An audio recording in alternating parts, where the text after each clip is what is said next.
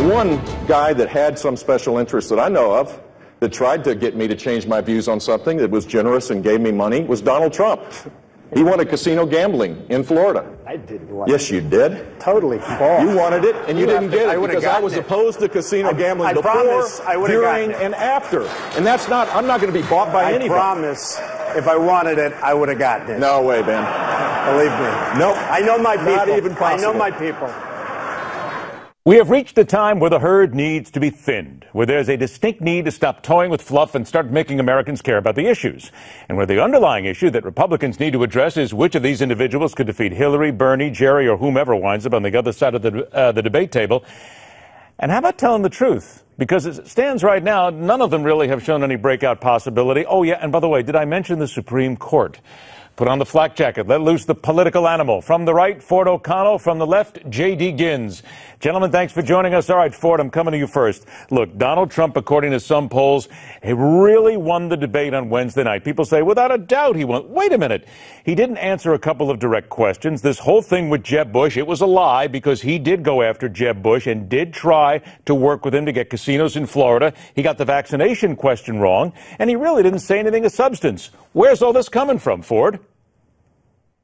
Well, let me say this. It was not a great debate performance for Donald Trump, but if you're a Trump supporter, you can hang your hat on the fact that he was attacked 21 times, so the entire herd was coming after him. He's still leading in the polls, and frankly, we're still in the personality phase of the campaign. He was the most entertaining in the split-screen shots of Trump and the uncoordinated high fives. Guess what? That was TV gold. But what does it say to you, then, as a Republican strategist, to where the things that I pointed out did happen on Wednesday night? You mentioned that we aren't quite into the issues yet, but what does it say, though, as we get into the issues? Because it seems as if he was shrinking every time the real hard issues came up and did not want to get involved.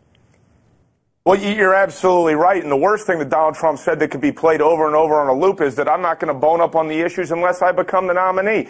Basically, he shrinks away from the issues, and it's going to take a tag team effort for the rest of the field to get him out by focusing on the issues. Because once you get to the issues, Donald goes, whoop, quiet. Okay, now, J.D., let's look at it from the left here, because let's just say that this was the beginning of the end for Donald Trump. Not saying that's the case, but let's just say maybe that the rest of America starts to look and say, well, he doesn't really have what we need. Let's look at some of the others.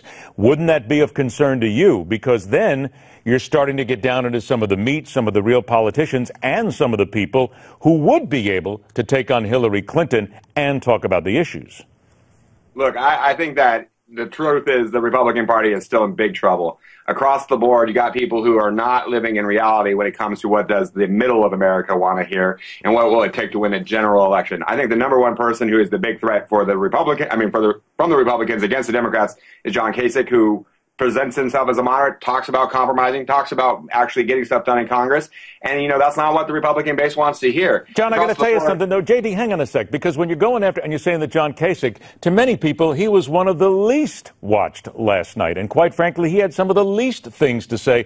It would seem as if, and again, I'm going to guess, if somebody's sitting on the right hearing you say that, well, we'll go for Kasich, they might think you're going to take the easy guy because you know that your individual, whoever it is, could defeat Kasich. Sounds like a little bit of a setup. Well, absolutely not. I think that if he, as the governor of Ohio, look, Mitt Romney was out of the election in 2012 when he lost Ohio. Here's the governor of Ohio. Start there. He's really could be a very big threat on that front. And two, I think that we need a moderate person to probably run the table against the Democratic Party. You keep going down this path, if the Republican Party keeps going down this path of who can outright wing each other and appease the right-wing base, that just opens up the middle for the Democratic Party in a big way. I think having a moderate stance, which is what Republicans don't want to hear right now, is the way to go forward. So, of course, if they want to elect somebody like Huckabee or anybody out there who really thinks that,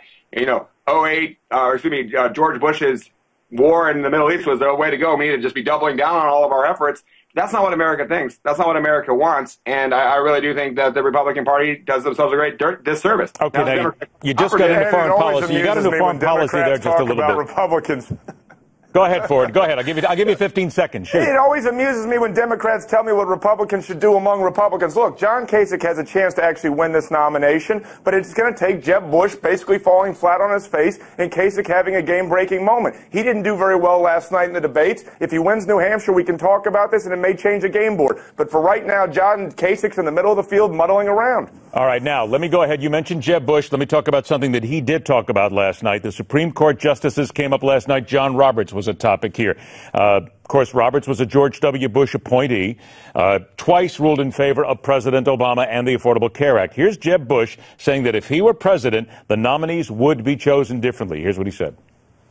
We need to make sure that we have justices that with a proven, experienced record of respect for upholding the Constitution.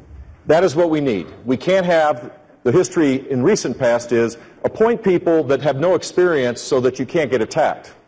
And that makes it harder for people to have confidence that they won't veer off on decisions. Got 60 seconds left here. Forward to you first. Do the American people understand how important this is? And is this an important issue to actually be talking about that will make a difference for Jeb Bush?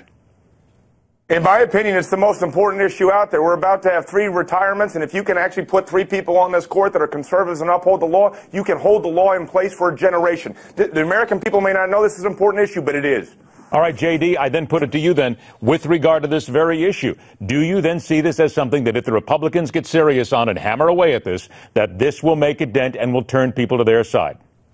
I do agree this is the most important issue in America. So I tell all the Democrats who might be arguing over which is the best nominee that in the end we got to come together to make sure that we keep putting good people on the court. I don't think that the Supreme Court is out of touch with America. I think the right-wing base is out of touch with America. And I think right now you see John Roberts and others embracing things like equality and marriage because the majority of America knows that's the right thing. And so if the Republican Party base doesn't like that and they want to keep hammering people to say extreme things, that's good for the Democratic Party. You get the last word this John time. Roberts, J.D. Gins, Ford O'Connell. All right, we'll do it again next time. Gentlemen, thanks a lot for joining us. As the Joker would say, why so serious? After all, it's politics and comedy. Next, right here on The Hardline.